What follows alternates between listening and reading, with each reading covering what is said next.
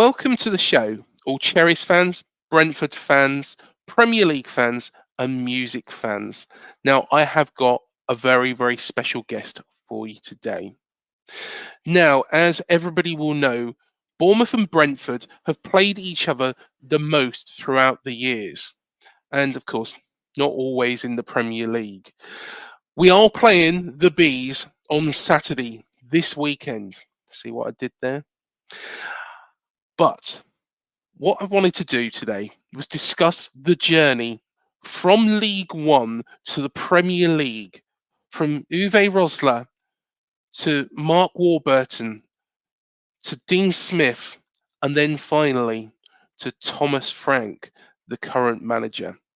Now, my very special guest is part of one of the top indie bands of the 2000s. Now, they released their debut album, Stars of CCTV, that went in at number 1 in January 2006. They're also known for top singles such as Cash Machine, Hard to Beat, and Suburban Nights. It is a pleasure to welcome onto Up the Cherries in all departments, Hard Fi frontman Richard Archer. Welcome to the show, Richard. How are you doing, mate? I'm good, thanks. Thanks for having me on. Yeah, not a problem at all, and a pleasure to have you with us. So, what we'll do is we'll start with a couple of questions about Brentford. We will come to your career in just a moment.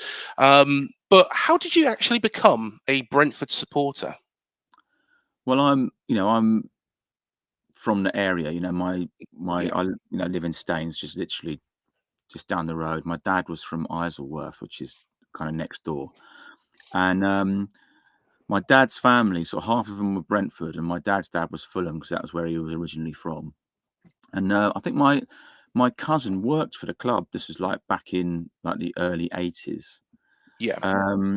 And so he'd give us like scarves and programs and stuff like that. And I actually went to like for my birthday. I took my mates. We all went to a Brentford game. It would have been, all of ours first ever football match. Hmm. And I remember that Griffin Park felt huge. 'Cause obviously we were quite little, and it was also quite empty, unfortunately. But Yeah. and it was January. My birthday's in January, so it was freezing.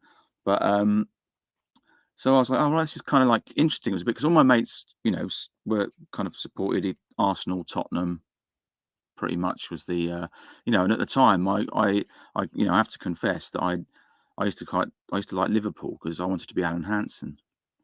And obviously at the time they won everything, just like kids support City or whatever. Yeah. And then I found out that there's this whole other sort of world of football out there that's kind of a bit more, you can actually go to a game, you can actually sort of see. So that was kind of why I, sort of especially just that family connection, and as you get older, I fell out of football for a while and kind of got into music more. And as you get Hmm. older and you sort of like you kind of come to appreciate the sort of community nature of it, and how nice. I'm so lucky I can jump on the train, and I guess some of your viewers might have been to the G-Tech. You get off the train, you walk under the Yeah. tunnel, and you're at the ground. It's 20 minutes for me. It's brilliant. And you get there and you just know people from, it's just that a nice feeling of feeling like you're part of something. So yeah, that's kind of, and just, um, I go with my brother now as well, which is nice because we don't get to hang out that much these days. So it's nice to go and catch up with him, and it's all good. Excellent stuff. Well, you've always been recognised as a big supporter of the Bees, and you've worked with the club on a number of occasions, fairly recently as well as I was watching a video back from 2013, 2014 as well, where you was talking about, and of course, it was the season that you was promoted to the Yeah. Championship. How happy are you with the progress that Brentford have made over the last 10 years? Well, I mean, I'm obviously very happy. Yeah, It almost feels inconceivable. You think of where the club was, and just yeah, the what you're up against. Looking at all the other, so many. I mean, if you look, so many big famous clubs. that now you'll come up against in Division 1, the Championship, and to be able to get past those guys and get up to the Premiership. I mean, it's just been a kind of like just this amazing kind of journey since then, really. Sort of, I was actually talking to a friend of mine who's a QPR fan, and we were sort of saying, I was saying it's weird being in the Premiership because you desperately want to get there, but obviously when you're a club like Brentford, you kind of sort of realise that, well, you're unlikely to win it.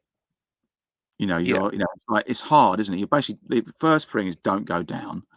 And then you're kind of like having, and you're hoping that you'll finish top half. It is that kind of like, because how to break into that, those top clubs who've got all that cash. It's just, and he was saying, well, it's kind of a bit like that in the Championship now. There's lots of big clubs there with a lot of money, and I remember the Championship was I remember it being like great fun. It was like you felt like anyone could win it. It felt much more open. But obviously we were on a roll then. We were on an upward curve. I imagine if you're having a rebuild or whatever, or it can be just as sort of demoralizing sometimes. But so that 10 years, it's just felt like it's been anything was possible. It was. I mean, I don't like to bring it up, but the playoff final against you guys. I was lucky to get. Got tickets for the Brentford for the leg at Brentford. So there's only 4,000 fans in there. So it's the first time I'd been to the stadium, and we were 1-0 down. Obviously, all this, right? But and then you guys, get a goal in the first 5 minutes. But I kind of and I'm a real nervous passenger at football matches. We could be 3-0 up, and I'm thinking, well, they get one back, then they get their tails up, and then they get another one back, and then they think, well, we could get a draw here, and then they might nick the win. I'm like literally terrified to the final whistle. But at that point, I was kind of thinking, no, I think we can do this still, even though you look at the situation, it seems impossible. But it just sort of felt, well, we just keep on kind of motoring forward. It's been an amazing journey. And I mean, in some ways, like obviously similar to you guys. I mean, you've had some ups and downs, but look at where you are now, playing some great football.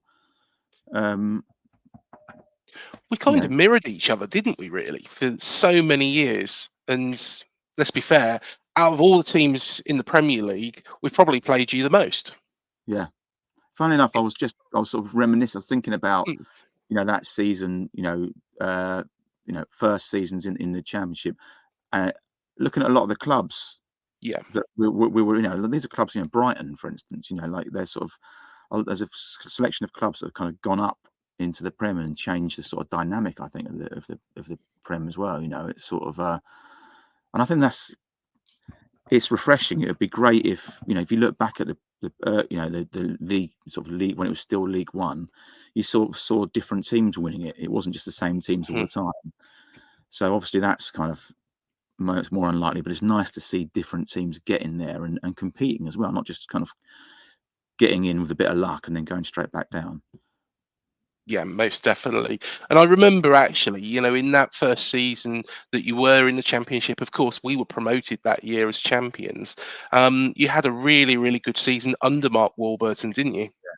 We finished 5th, so we got into the playoffs, and obviously, and that was it was a sort of a dream, really. The whole thing. It was just and we came up against Middlesbrough in the playoffs, and they were sort of our bogey team that season anyway. We just couldn't beat them. And, and that's as far as it got. But, yeah,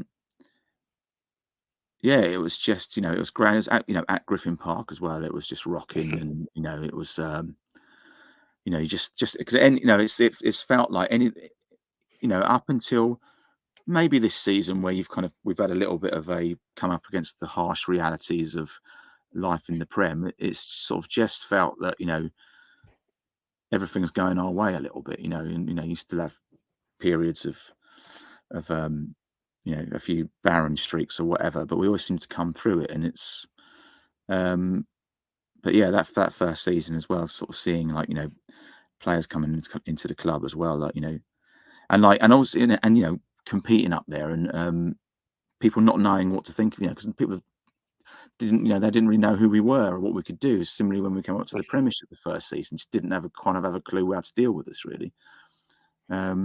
It's been great. been great. Of course, as somebody who was a regular at Griffin Park, an amazing old stadium as well. Mm. Absolutely loved it. The 4 pubs on every corner, one on each corner. Do you miss that old stadium, or have you warmed to the new ground now, Richard? I do miss, you do miss, because it had such an atmosphere, and it was Yeah, so nice to literally walk out. I went to Luton the other day, and it's a similar thing. You walk out the ground, and you're kind of in the streets, and you're sort of straight away out, and you can find your favourite pub and get in there and all that kind of stuff. Whereas, um, its geographical location was much more sort of in the centre of the town, whereas you're sort of there's not loads around it up yeah, where it is at the moment.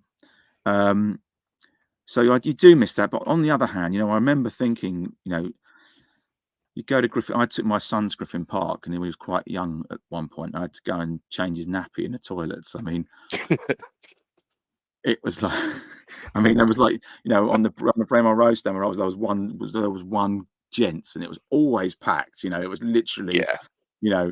and um, there's a Jakarta Bees supporters club. I didn't know they existed because their flag was right behind the pillar that was right in front of my seat. It was like there was a sort of a periods of play where you just wouldn't see anything because it was like, so when you sort of get into that thing, you can have like, it's just a modern stadium. It's much more easy to get around. Yeah, Sightlines are better. You can hear what people are saying over the tannoy. You could never hear what anyone was sort of, going on yeah, about in there. But in some ways, I do miss Griffin Park, but this is it's kind of more, it's better. We needed to move. Well, obviously it'd have been lovely to have done something there, but we needed to move. It was and if Griffin Park, when it was back in like the 40s and 50s, when the Royal Oak Stand was like a massive sort of like, you could get a decent crowd in there. yeah.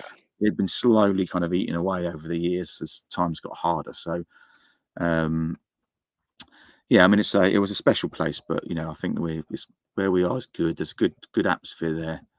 Um, yeah. No, fair enough. Who are your favourite players and heroes growing up, Richard, for Brentford?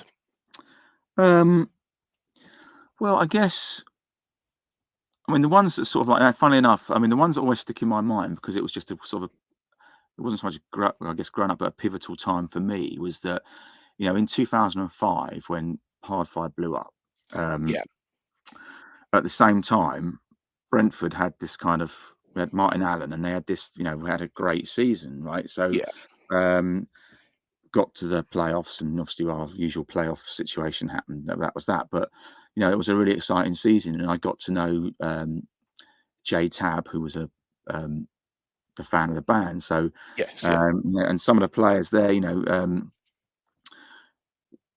it was like, because I mean, obviously, one of those typical situation. The club was in debt to Ron Nodes and all that sort of stuff, so they're always Mhm. struggling with money. Um, we were doing really well. They signed DJ Campbell from non-league, and Yeah, he's having this amazing season. Him and Lloyd Owusu, and because he's doing so well, like they sell him to Birmingham, I think, for like 500 grand.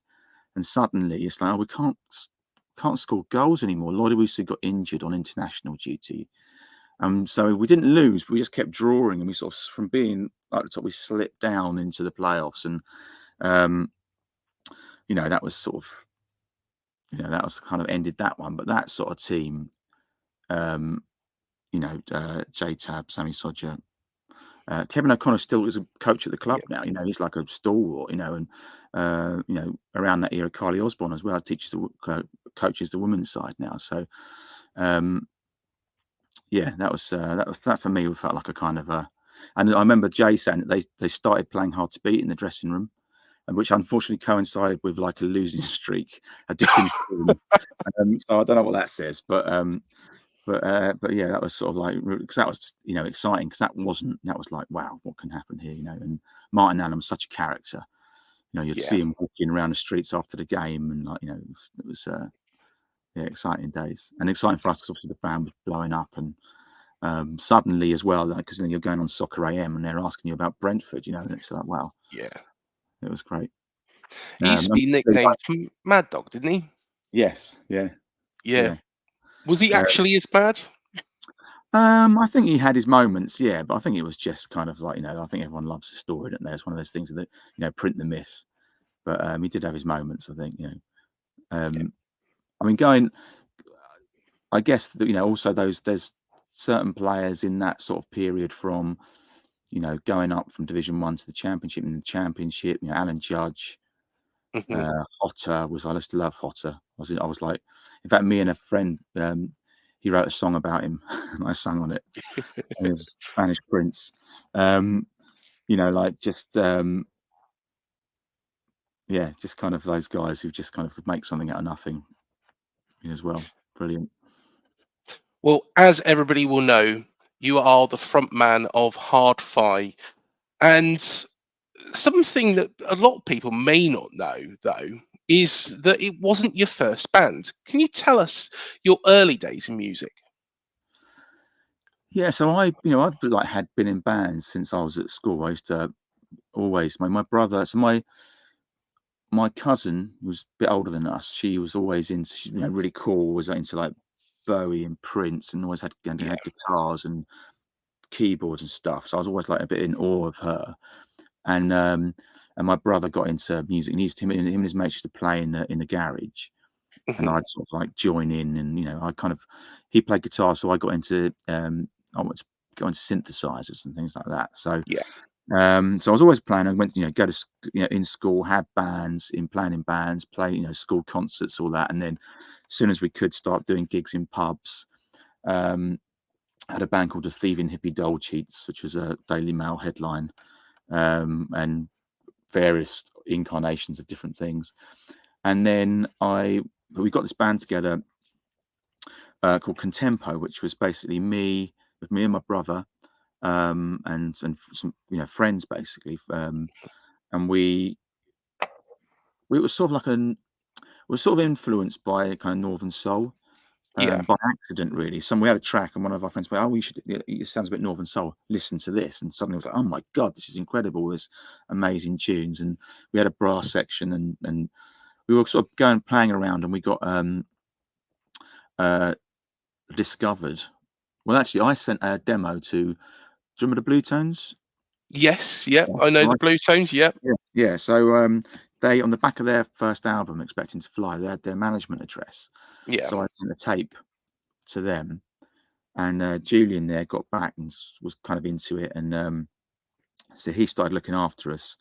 But the other guy there wasn't into us, so we kind of like, it was always sort of like a bit kind of, bit of a weird situation. But we had this, we got a little single deal with the Blue Dog Singles Club. We used to work out of the Camden Falcon, and then we Yeah. did a gig at the Camden Falcon with that. And there was a guy there from London Records who was there to see the band before us, I think, but stuck around because it was raining, Mm.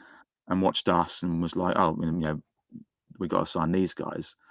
So we signed to London Records. That guy who signed us ultimately became he when it all went wrong with London Records. He set up his own label and put Mhm. out the Hardfire record, and ended up being like our manager for Hardfire. That's Warren. But yeah, so it's a band called Contempo. We signed to London Records. We made a record with Mick Jones of the Clash, which was an incredible experience. But it was sort of like the wrong time. I mean, it was like, the 2000s, and everything was French house and all that kind of stuff. And Yeah. we were just the wrong thing at the wrong time. And I don't think we were sort of experienced enough really to know the best way of approaching things. Um, so it was kind of like, got signed, and then, basically London Records who signed us got bought by, I can't remember who they got bought by, but everyone got laid off and we got dropped. And that was that. Basically, we sort of put a record out ourselves, and after a while, just went, you know what? But some of the tunes, like I'd written "Unnecessary Trouble" and "Living for the Weekend." Yep. I think we played "Living for the Weekend" a couple of times as Contempo. Um, and there was a the sort of the big single for Contempo was a track called "Stronger," Mhm. which ended up being on a soundtrack to a film called "There's Only One Jimmy Grimble." Yeah.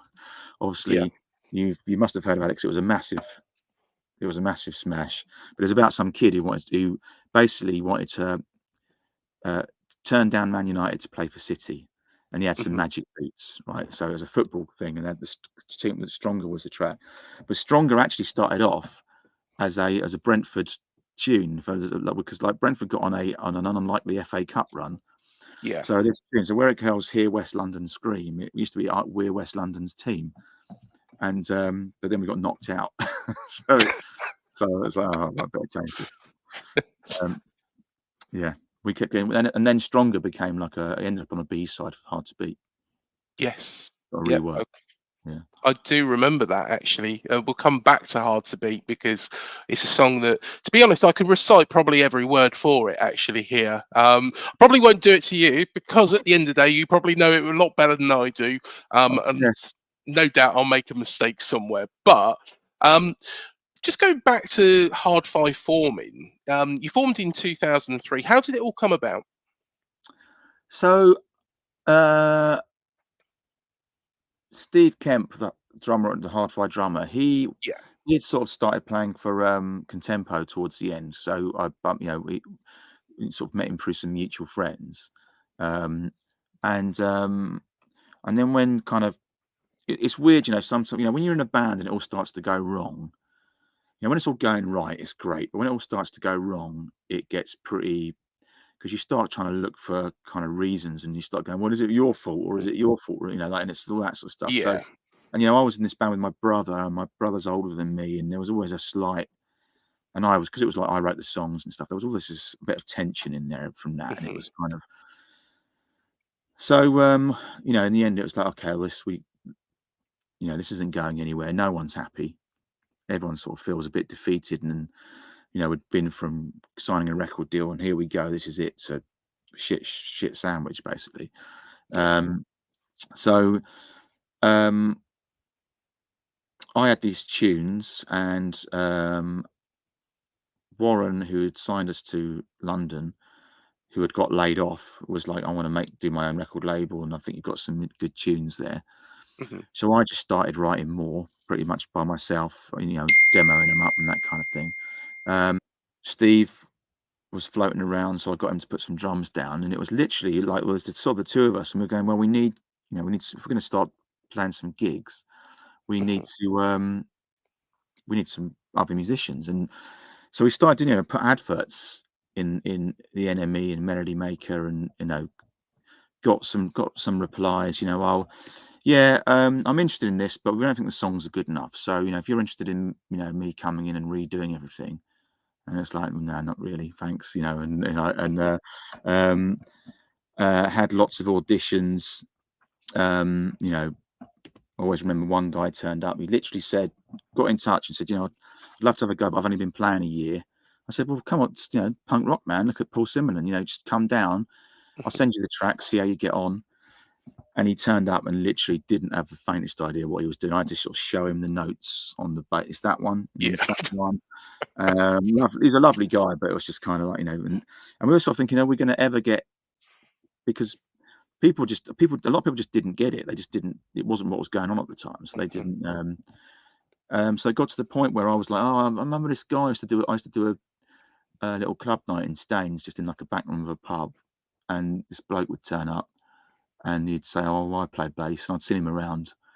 And I was sort of like, well, I wonder if he's any good. I wonder if he's, so I sort of put out a few feelers, and that was Kai, and so he turned up to a rehearsal and basically straight up starts playing, Living for the Weekend, which is, I wrote that riff on a keyboard. It's not easy to play on a guitar. Yeah. Plays it on the bass, which is harder, singing the backing vocals. It was like, wow, amazing, So Kai's in, and then literally trying to find guitarists, you know, lots of big rock shredders, all this kind of stuff. And then again, it was like talking to an old school friend of mine. She was like, "Oh, my brother plays guitar," and I was like, "Yeah, I know what he's going to be like. I know what he's going Mhm. to be like. It's going to be rubbish." Because like, oh yeah, because everyone's brother plays a bit of guitar. Yeah. Anyway, so Ross turned up and he was great, and he was and a lovely bloke with it. So it's like, right, that's it then. Let's get on with it. And we uh, there wasn't any rehearsal studios around here, so we'd be traveling, up to Acton was like the nearest, which is like Yeah. sort of more into West London. You know, and obviously everyone would be doing it after work, so it would be like, you know, traffic. Take us an hour and a half to get there. By the time you've sat up and had a cup of tea, you'd have to pack it all down and come home again. So I found out about a little unit to rent in a, Mhm. you know, down the road in a sort of industrial building, and it was cheaper than rehearsing twice a week. And so we got that. It was an old taxi office. Set the gear up in there, started rehearsing, and then started like trying to record some bits and pieces, and ended up recording the album there. And we're still there, still got it. You know, it's been slightly. I mean, it was a real shithole when we got there. It was like literally some dude had been sat there on the old cab rank, smoking, you know, hundreds Rothmans all day. Everything was covered in nicotine and whatever. But yeah, it was kind of like our place, and we did the first videos of Cash Machine was all shot around there, Yeah. all DIY. So, and that's kind of where it sort of grew out of that, really. And of course, you'd mentioned their Cash Machine, which was the first single from the hit album. And that was followed by Tied Up Too Tight. Both songs actually charted within the top 20, but they were probably recognised more favourably by indie magazines than the chart positions suggest. Were you happy with the reception that they received at first, Richard? Definitely, yeah, because we didn't expect, you know, I don't know if because Cash Machine when it first came out was very, you know, it was literally almost put out as a real indie record. You know, it was kind of Yeah, almost, it was coming out.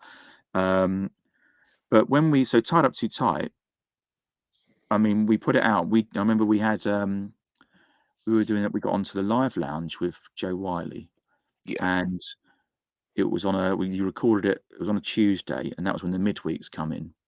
I didn't know anything about midweeks, but basically they get an idea, you know, because most people will go out if they're in an interview, they'll go out and buy a tune the day it comes out on the Monday. yeah. So um, we're sat there doing this thing, and you know, one of our label people comes in and says the midweeks are number 9, and we Mm, were like, wow. I mean, we always saw ourselves as like an indie band, Enemy, you know, that the whole charts thing that was for, you know, Madonna and all that sort of stuff. It yeah, wasn't for us, and that, you know, so yeah, it was like, wow, it's number 9. Yeah, by the time it got round to the Sunday, you know, obviously what happens is that everyone goes out on Saturday and buys all the chart stuff. So we ended up being number 18, but that we were blown away by that position. You know, it was like we didn't expect it at all. That was so we were very happy with that. You know, it was definitely an achievement. Um, and I remember we played a gig at King Tut's in Glasgow, and we were driving. We were trying to keep everything cheap, so we were sort of driving back. I think we had a travel lodge in the services in near like the Kendall services or something like that. We ended up having a big punch up on the way back, so everyone was a bit drunk and a bit tired. I don't know what happened. Yeah, whereas I just remember like kind of like walking into like the travel lodge and hearing this like sound like there was some old man like having a heart attack, and it turns out it was Ross throwing up. You know, it was just sort of like, oh, well, there we go, happy day. brilliant stuff. Did you find that, of course, you wrote those a lot of the singles when you was in Contempo. Did you find that they evolved when you did have the band together? Did they evolve a little bit? Yeah, I suppose that I think definitely like, you know, Tied Up Too Tight and Hard to Beat. They were all later. You know, Living for the Weekend. Yeah, You know, Living for the. I think the different of what the other thing that really evolved the sound was I met Wolsey White. So Wolsey White produced that album, and Wolsey yeah. White is a guy from round Staines, my hometown, Mhm. and he was, you know, always been in bands, and at that point had been in a band called Supermodel, Yeah, who were kind of in their sort of 90s. They were quite grungy, quite sort of heavy, and I'd always see him, and he'd kind of be, and he's like quite an imposing figure. He's like 6'4", 6'5", and he's always whatever he tends to throw on, he looks quite dapper, even if it's like you could just go into a charity shop and pick up whatever he'd kind of managed to make it look yeah. pretty good. So, and I would occasionally sort of say hello in a pub and chat to him, and one day we got chatting, and he'd just lost his dad, and Mhm. I lost my dad, so we kind of got chatting and got drunk over that. And I played him some tunes, and he said, "Well, let me have a look at this." So I gave him all the parts, Yeah. and he kind of like basically mixed one of them, and that was when it started to come together. So, for instance, "Living for the Weekend," if you hear the sort of the demo of that, Hmm. you go, "Well, it's the same song. Nothing's changed. Really. There was an extra verse." But then when you kind of Wolsey got in there and started doing what he does to it, sonically, it starts to sound different. And then he inspired me to take some of that on board and start introducing, other elements too. So that was the real kind of change, I think, was when he got in there and went, opened up all these other possibilities. That it suddenly started sounding like Hardfire and very different to Contempo. Of course, we can talk about tracks and albums, but you instantly found success performing live at venues across the country. And I believe, if this is right in thinking, you sold out 5 days running at the Brixton Academy. How did you find performing and touring so many nights at so many different venues at the time? I mean, it was like it was amazing. It was great because it's all we ever wanted to do. It was exhausting, I'm not, and also we were a bit green. I mean, we were probably old enough to know better, but we were a bit green in that, it was like, yeah, here we are, we've just done a gig, especially when you're supporting other bands, because you only do about half an hour. So you do your Yeah. best numbers and you're done and dusted by about 9 o'clock. So you sort of hang out and basically you start having a few beers and whatnot, and yelling over the main bands about stuff, and like all these things are terrible for turning up the next day and doing a good performance because you've drunk too much, you've been shouting, and you haven't got enough sleep. And I remember like the first tour we did, literally everyone came down with some horrible flu. It was like being on a submarine. It was just like really sort of didn't. But you just kind of at the time you just sort of went, well, whatever, and you sort of got on with it. But I mean those Brixton shows, I mean, they were kind of the culmination of, um, we'd been playing lots of venues, but it was all very thought out, not by us. But we had you have a tour agent based, and your tour agent will liaise with promoters and book the shows, and it was his kind of master plan, really. He was actually a tour agent for Contempo, and this Yeah. guy, he's done Blur, Gorillaz, Specials, Robbie Williams, Nick Cave. I mean, so we're so lucky to still have him working with us. But he got it. He was like, right, we're going to play gigs, and we're going to do it so that they're always sold out. So he Yeah. wouldn't go too big too quickly. So there was always demand, and that's why when we got to those Brixton shows, he said, no festivals. I want everyone Mhm. who wants to see you going to come to your show. So when we got to those Brixton shows, they just sold out, and he sort of knew that because he had three, I think, as possibilities, to Yeah. pencil, but they just kept going. And there was actually one moment where, on the night after the fifth, Richard Ashcroft was due to play, and he wasn't very well. So there was like we were sort of saying, well, what if he cancels, and we say, right, we're going to do a six, and it's a fiver to get in. To actually break the record at the Yeah. time. But he got better, which is good for him. But yeah, so it was like kind of a culmination building up to that. But it is kind of strange because a lot of kids these days. I don't want to sound like an old fart, but like you see a lot of artists. They've been to like Brit school, Yeah. right?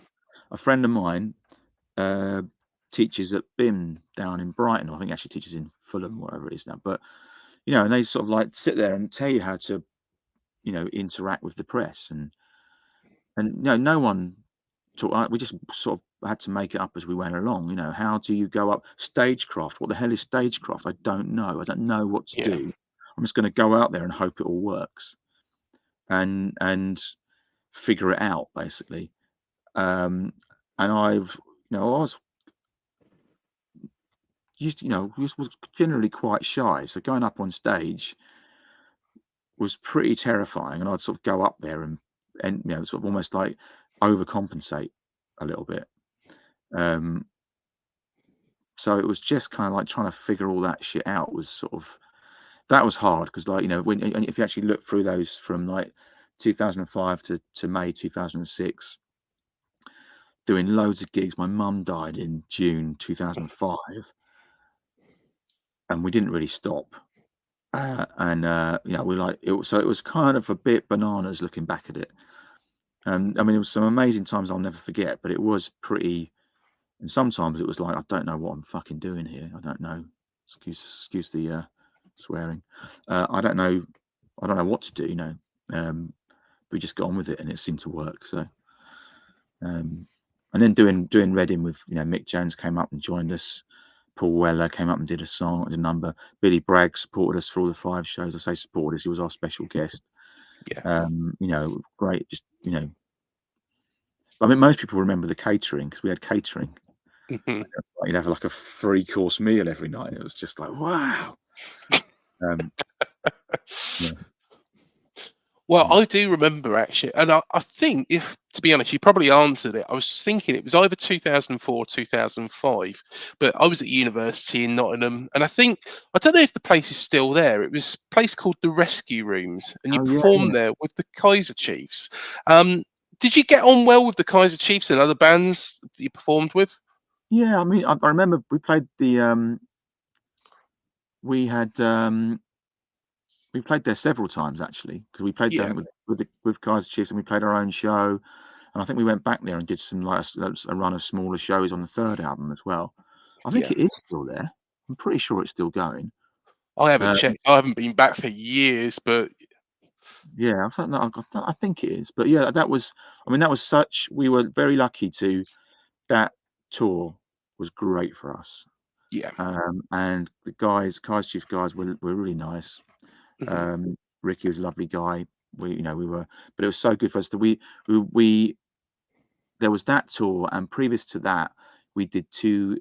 We supported Green Day at Milton Keynes, Yes. which was so basically, I think Simple Plan. There was them, and they had about 5 bands, and I Mhm. think Simple Plan were due to play, and they couldn't do it, and they recommended us. I don't know how they'd heard us, but so we did it, and that was big. We've been playing to 200 people, and suddenly it was 60,000 people. It was a real eye opener, but we picked up a lot of fans from those gigs, so that was really important for us.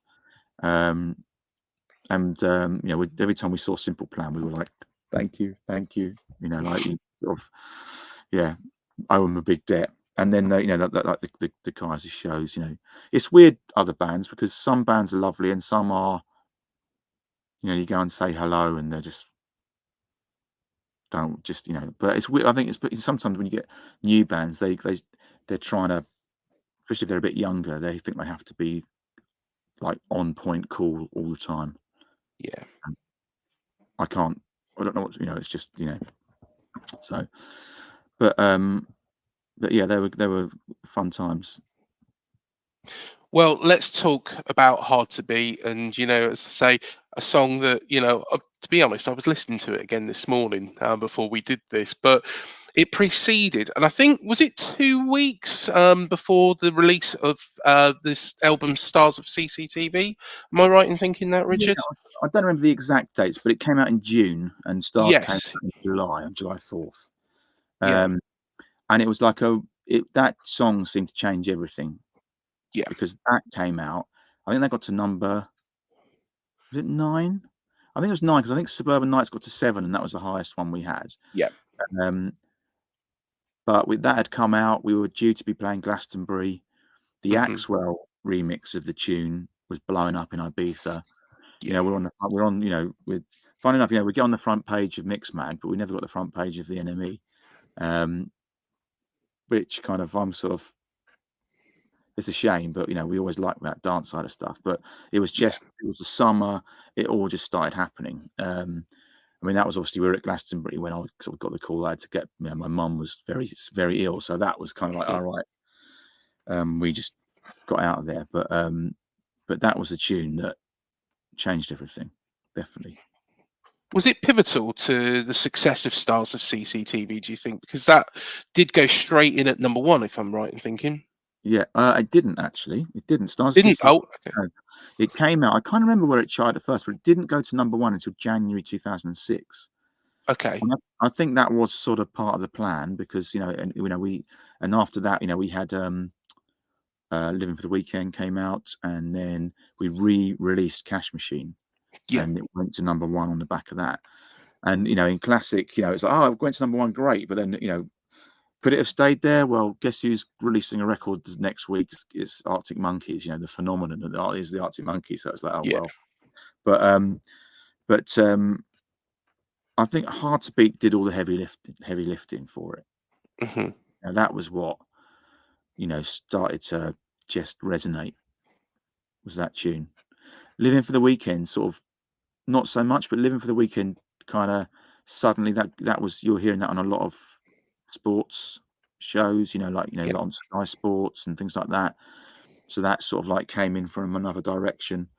But yeah, it was Hard to Beat was the catalyst, maybe perhaps the way of describing it. That was what sort of set everything, kind of sort of lit the touch paper. Was got a reason? Also on FIFA, FIFA Yeah, 2006. yeah, yeah, it was. I remember we went to the States, and we were coming back through security, or going through security in America, which is always quite daunting. And one of the guys on the desk was sort of like of a Hispanic. I think he was Mexican guy. Hmm. And Yeah. they love their soccer a lot more than so like he was like, hang on a minute, are you on? And as soon as he knew that we worked out we were on FIFA, we were like waved through. We were his best mates. Yeah, yeah, it's good. Be good to get another one on there. Yeah, most definitely, most definitely. And of course, stars of CCTV, because it was a success. Do you feel that that raised the expectation for your follow-up album, which was Once Upon a Time in the West? I mean, of course, yeah, definitely. I mean, when we had a clause in our contract, if you sell 60,000 records, they had to make another one. Yeah. So that was our aim: sell 60,000, then we get to make another one, and we can continue our jolly for a little bit longer. But then what happened with Stars? I mean, it's sometimes you go, well, like we got nominated for the Mercury Prize, and we since spoke to one of the judges who said that we missed out by one vote Yeah. for winning it.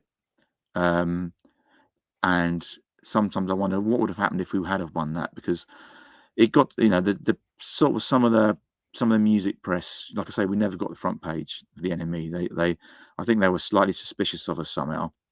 And if Hmm. we'd have won that, whether that would have just kind of cemented that a bit more, who knows what could have gone on from then. But certainly come the second album, I mean, certainly from the record label perspective, they were like, oh right, now you have we'd been gone from picking up clothes in the army surplus shop in Camden. Yeah. They wanted us to be wearing designer clobber, and they wanted the album sleeve to be us getting out of a helicopter in a desert in LA, in California, or what. Just, oh yeah, it's you need to go up to U2 level. It was just mad, Hmm. all that sort of like weight of expectation.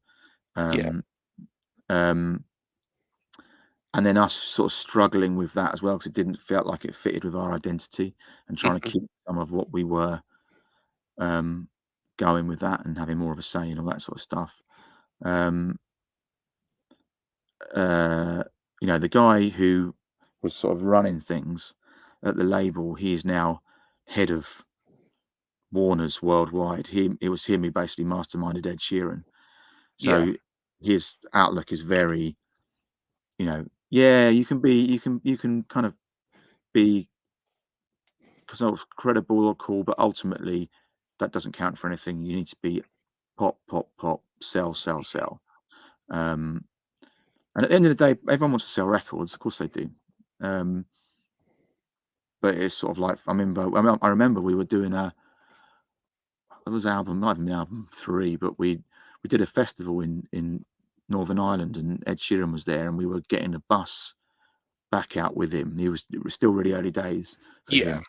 and we were sat with him at the airport, and we had to go and do another live lounge, and they'd changed the rules on the live lounge that you had to, the cover you did had to be on the playlist. So you get the Radio 1 playlist in like whatever, it might have been 2010 by now, and you're like, these are all basically house numbers. Like, how are we going to do these, right? Like, okay, what about that one? That we could do that one. Oh, it's been done. Someone's done that. Can't do that one. So we're going, what? And he was sort of coming up with all these like really pop songs. You could do that one. I was going, it's not really our thing, though. You know, like it's not really what we do. You know, and then that was then. Obviously, you realise that's the changing of eras. There is like, you know, like he gets that, Yeah. and off he goes and becomes, you know, huge. And we're like going, no, not really sure about that.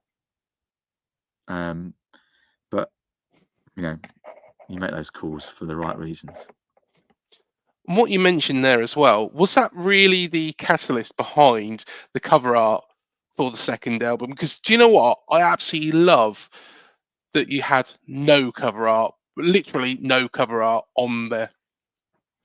Yeah, it was like we had all these people coming in with all these different ideas, and I think we'd worked with this guy called Dave Smith, who was a friend of Warren's, the guy who I mentioned Yeah. earlier, and him and his brother Richard, they're both Blades fans, and they do all sorts of stuff. I think Dave's worked with Apple and all this kind of stuff, and the original mini album for Stars of CCTV was kind of my concept. You know, there was a photo of us outside our studio taken on a CCTV camera. Yeah. And, you know, I got my mate to take that camera and got an old monitor, took a picture of the monitor and all that stuff. And then Dave Smith made it all up. And the camera at that point was on the CD. And then when they came to go, well, let's make this a full album, it was I don't know who said, you know, let's flip it. Obviously, and we love that. So, you know, always tricky with artwork. Do you have the band on the front, kind of looking a little bit awkward, or do you have something like, you know, Great New Order sleeve or Screamadelica? It's like instantly recognizable. So we were like, yeah, brilliant. And obviously that did, you know, it won awards for the artwork, and it resonated so much. Yeah. And I think we probably put undue pressure on ourselves for the art, because it's got to be as good, and it didn't. It just needs to be, you know, it couldn't be as good. And everyone was coming over with stuff that was like, no, man.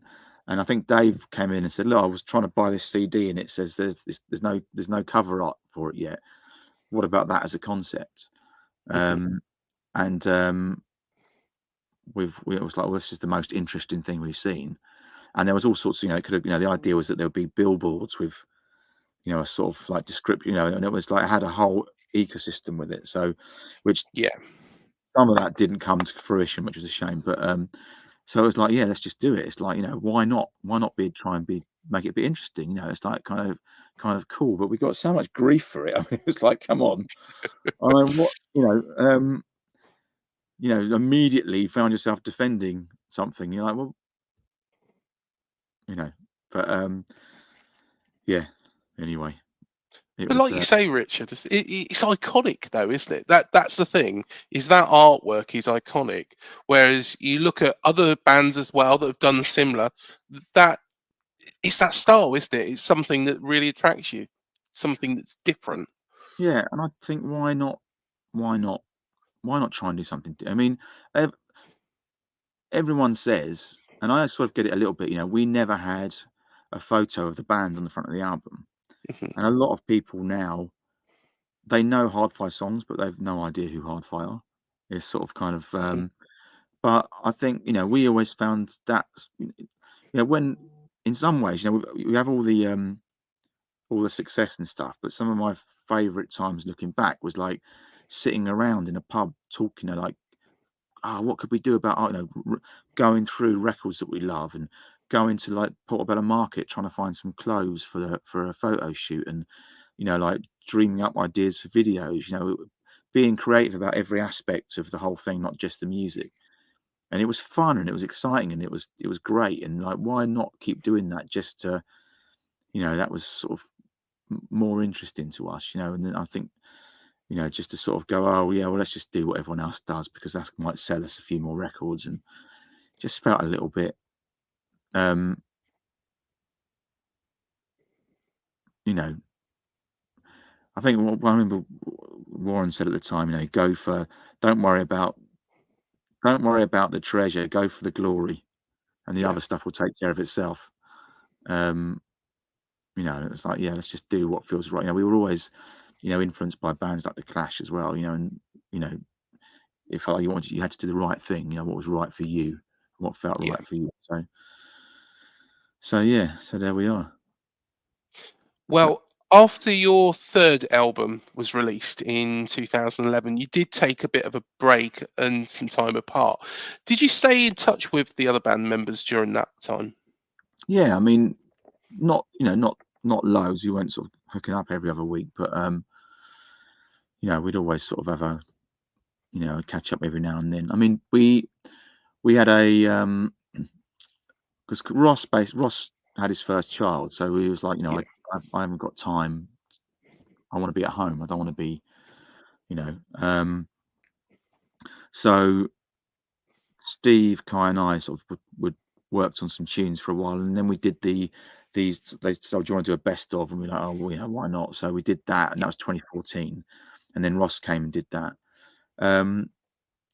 But it felt like there, you know, it was like, I don't know, I don't know. It's like, I don't know if anyone was desperately waiting for a new Hardfire album. And I don't know where we were at. And then it was just, you know, like I had my first son in 2015. Suddenly the years disappear, you know, and it's kind of like, oh my God, you know, literally next year is going to be 20 years since Stars was released. Yeah. They just suddenly have gone by, you know, and it's like, well, um, I did in the meantime, I was like kind of writing and producing other acts, wrote tune with like Rat Boy, his single, and some South African band called Harlotones, and various bits and pieces. That Axwell Ingrosso track, um, Yes. and doing bits and stuff like that, and then I got into a project called which we ended up calling Offworld, which was me, Wolsey White, who produced Stars of CCTV, Dale Davis, who played bass with Amy Winehouse, incredible bass player, a bloke called Smiley. There was another guy from around town who played drums with Joe Strummer and Robbie Williams, all sorts of people, Lily Allen, everyone. And we did that, and we recorded an album. I was really into it. Like, this is great. And we had Kristen Cummings, who sung some backing vocals on a few Hardfire tracks, and then used to join us on stage for a couple of numbers. She was like carrying the vocals. She was incredible. Like, she was a Broadway actress recently. She was like nominated for an Olivier Award. She came over here and was like Mimi in Rent. So I was like really happy about this, how it sounded. And literally went, right, we're going to put it out. We'll put it out ourselves at first. And we put it out about 2 weeks before COVID happened. And it was like, all right, well, that's kind of that, you know. It was like everything got locked down. Kristen went back to the States and sort of like, you know, just trying to, you know, and whilst in lockdown, I did an acoustic session, did a Stars of CCTV all the way through acoustic, and it got a really nice reaction, like really, Yeah. you know, positive reaction. It was like, well, you know, maybe it's time to do some stuff. And I spoke to the guys, spoke to our tour agent, and we put a show on sale at the Forum, which is the old Town and Country Mhm. in Kentish Town, and it sold out in 10 minutes. And that night, when we did it, it was there was a train strike. There was all sorts of stuff going on, but it was mad. It was mad. People, like, you know, who were old enough to know better, just went bananas. It was great, really cool. So we thought, well, you know, come on then, let's do some more stuff. And that acoustic session is actually still available on YouTube, isn't it, as well? I did Yeah, see that. yeah. I was told I should take it down, but I forgot all about it. So No, it's still, don't take it down. Don't take it down. I think it's absolutely brilliant. Um, but of course, that leads me on to, because of course you've been touring last year. You've got an event in Exeter, I believe, Ashcroft gig. What is next for Hardfi? Do we have albums, tracks, and more tours coming? well, we've got some kind of pretty big news for us, which I would love to tell you, but I've been told I can't. Okay. Right. Coming pretty much in the next couple of weeks. So you know, essentially some new music, right? Mhm. Um, and then we've got we're playing the Roundhouse in Yeah. London at the end of the year. There may be some more shows around that. Yeah. Again, I can't go into too much detail because I've been told I need to. They have, these guys, they have to have their big unveil, don't they? Right. So, Yeah. Exactly. um, and um, and then our plan is that obviously next year is the 20th anniversary of Stars CCTV. We'd like to Mhm. mark that.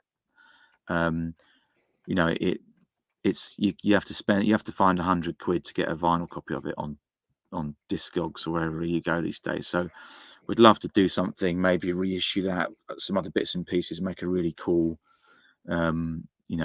package or something. That's still kind of to be decided, but we'd like to mark that next year. And then if everyone's still talking to each other, again, just keep making some new tunes and see where we go from there. But definitely, if you're interested in what comes next, stay tuned the next couple of weeks.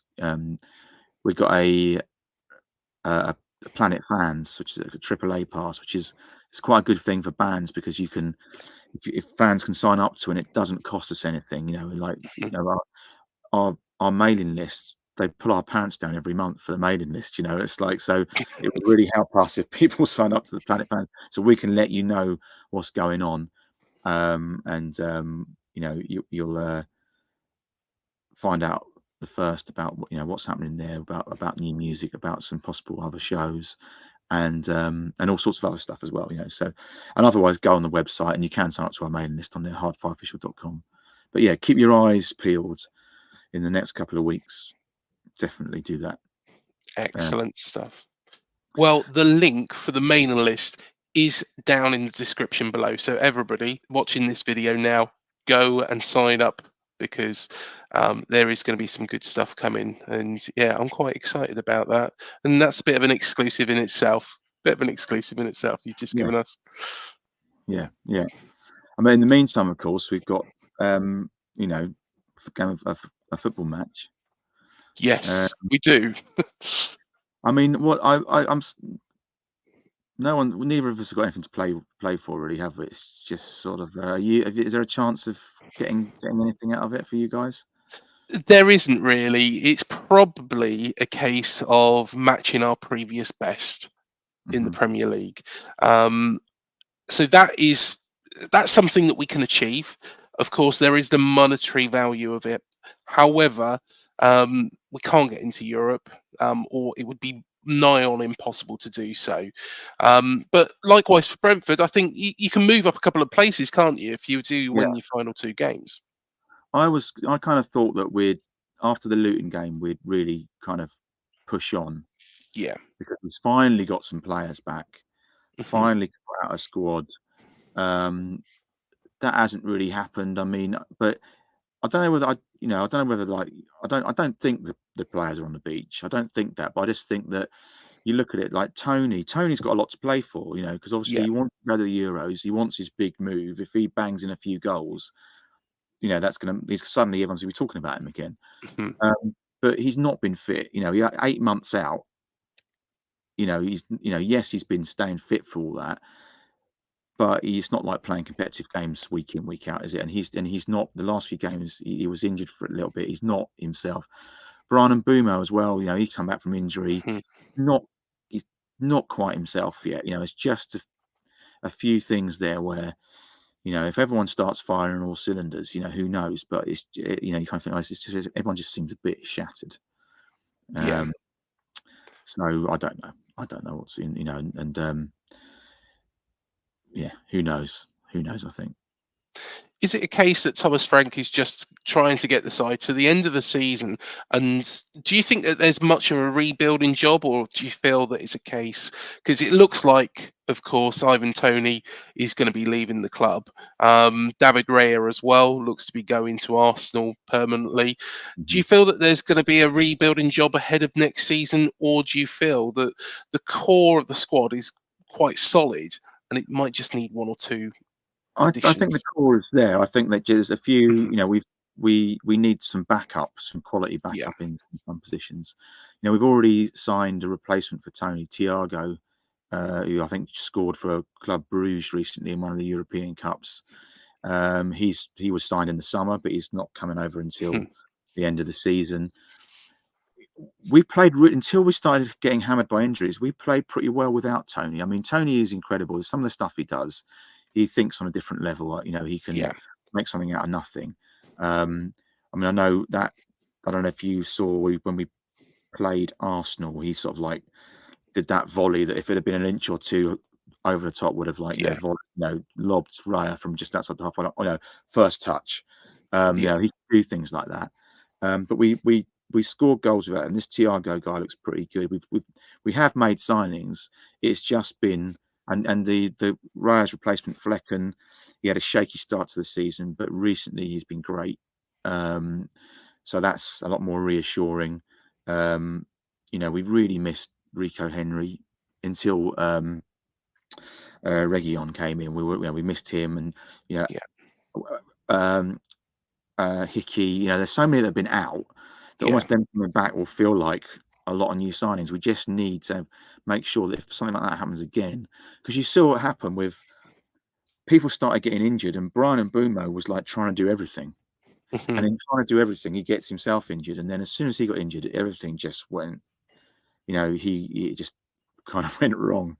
So it's like it just exacerbates the problem when it starts to get on that sort of roll. So I don't think there's definitely not a rebuild. It just needs a few signings in a few places, and because I know Thomas Frank wanted to slightly change, he wanted to get more possession this season, Yeah. whereas before we were like defend well, hit on the break, and that kind of went out the window as we lost players. So I think it's about trying to gradually increase the quality, and it's stuff like, I think it's keeping older players as well, in Bumo, like there was talk of him going to Liverpool, you want to try and hang on to him for another season. Yeah. That sort of stuff is quite big as well. So I think it's not a rebuild, just some key upgrades in a few positions and some backup is where we're at. And this is what I was saying to a Brighton fan actually recently, and another side who are very, very similar to both ourselves and Brentford. Um, it's a case where our squad, our first team squad, are very, very good. However, we haven't got that backup in depth. Whereas Mm. you take a side like Everton, who, to be perfectly honest, have probably got the depth across the whole of the squad, but their first team that they're putting out isn't really at the level that ours is now, and that's really shown how far the clubs have come. But how much do you reckon you need to spend? And also, you've got a different sort of model, haven't you, to Mm. both Brighton and what we're aiming for, which is the Category 1 Academy. We're building a new training ground at the moment. You've got the Brentford B team. How does that kind of work, Richard? Well, I know that whole setup is subject to change because of we've Mhm. had to open an academy, so we've brought that back Yeah, in. That's sort of starting to. Um, I think it works on sort of like there's sort of two levels. There is obviously, because obviously the guys who go into the B team, they're not ready to go into yeah, the first team and start playing the Prem. But like we signed, I've forgotten his name now, but we signed this kind of really promising Korean centre back. He's about yeah. 18. He's in the B team. And obviously he's actually been on the bench for the first team as we got more and more injuries, but Mhm. he is there. They're going, he is, there's players in there that they think can develop and get into the first team. And there's another Paris Magoma has been really great for Bolton. He's been out on loan to Bolton. Players like that who are out, go out on loan and getting experience there. hoping that they can bring them through. But obviously, at the same time, they need to be signing players that can step into the first team and hopefully Yeah. add quality there. So there's sort of like a, but we have found that, our sort of like model of finding undervalued players in other leagues, it's harder to do that now. I mean, when we were trying to sign various players, like some from the Spanish leagues recently, and like some of them just don't want to go to Brentford. They want, if they're going to come to the Prem, they want to go to a bigger club who might be in a shout of European football. Some of them want too much money. We found it a lot harder to I think to do some of that business in the transfer windows than it was. We're on the radar now. They know you, well, they know that you've got some money, and you've kind of seen that with our kind of like, we just keep breaking our record transfer fees, not for crazy amounts, but Yeah. it just keeps. So that is a lot harder, and it's that problem of if you try and find someone who's a bit undervalued who might need a little bit of time to adjust to the Premiership. We just don't have that time. Which is why the B team's great, because they can kind of build up to that. But you do find that you just need people to come in and sort of immediately make a difference. And I've read an article fairly recently about you do see clubs. I mean, you look at Southampton, for instance. They've always signed quality players, and then obviously lose them to bigger clubs. And at one point we're 6th or 7th in the division, and then at some point, what kind of had that togetherness that got them there, people leave, they get a bit like Hardfire back in the day, like some of the people who worked in our label, who really got the band, really understood it. Our manager was a Wolves fan. He just really got it. After the success of the album, he got headhunted and went to work for another record label, and suddenly those guys who really get you aren't there anymore. The bit of the heart and soul of the club isn't quite as coherent and fighting for everyone, and perhaps bad choices are made. It's sort of you get into that situation. I'm hoping that we don't, but there's been rumours that Matthew Benham wants to sell a majority stake in the club. So because the thing about Matthew Benham is, the Brentford owner, is that his investment in Brentford is like a third of his entire wealth. It's not, and it's a big chunk of his money. It's not like pocket change for him. It is like, so at some point he's going to want to, I guess he can't keep putting money into the club. He's going to want someone else to do that, or, so we're in that. I think we're in a, there's always going to be those sort of challenges to get around, and it'd be interesting to see how we do it. And talking about headhunting, of course, Thomas Frank, a very popular manager with Brentford fans, might not be too popular at Bournemouth, but how concerned are you that he might move on, or do you think he is, because he's loved by the fans there? Yeah, I mean, I think it's weird. He understands that, and he said this about himself and other players. He understands that sometimes that big move looks great, but doesn't always. If you're in a place where everything's working for you. So I mean, look at Dean Smith.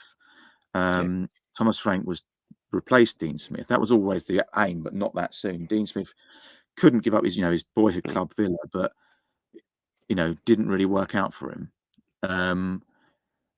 So I think Frank is smart enough to know that he's in a place where he can, let's say he went, it was, goes to a big club, the difference in pressure and all those levels. Will he be given, an unbeaten run of, or given a winless run of 8 games like he was for his first 8 games at Brentford? Possibly not. On the other hand, at some point he will go. Brentford always have generally had the replacement already in this club. So, for instance, Thomas Frank was there when Dean Smith left. He was already there as his assistant coach. You think that possibly the replacement's already at the club and will already be steeped in what the club does and all that kind of thing. We'll have to see. I'd love to see Kevin O'Connor be like the manager one day, but maybe he likes being a coach. Yeah, no, fair enough. Well, Richard, It's been an absolute pleasure to have you on. Thank you so, so much for joining us, and all the very, very best. And we will keep our eyes peeled. You know, I will be at a gig very, very soon, I'm sure. And everybody, please go and register just down below in the description to the mailing list, and get ready for some big news in a couple of weeks' time. Yeah, thanks for having me on, and best of luck for the remainder of the season, except on Saturday, obviously. Yeah, and likewise, Richard, likewise. But no, thank you so much for joining us, and a pleasure as always. All right, thanks, man. Take care. See you soon. Cheers, mate. Take care. Cheers. Bye bye. And thank you, everybody, for joining us on this special show. Remember to hit the like, the subscribe, and the bell button below to be alerted to any new videos we do here on Up the Cherries in all departments. Now, do remember, check out all of our other interviews. We've had Richie Neville from the boy band Five. We've had Adam Devlin from the Blue Tones, which of course Richard Archer did mention within this interview. We've also had on Gaz Whelan from the Happy Mondays, and also Damon Minchella from Ocean Colour Scene. Also check out Peter Hooton from The Farm as well. So we've had lots of special guests. So please do hit the like, the subscribe, and the bell button. It does help this channel to grow. I'm sure we're all going to be living for the weekend.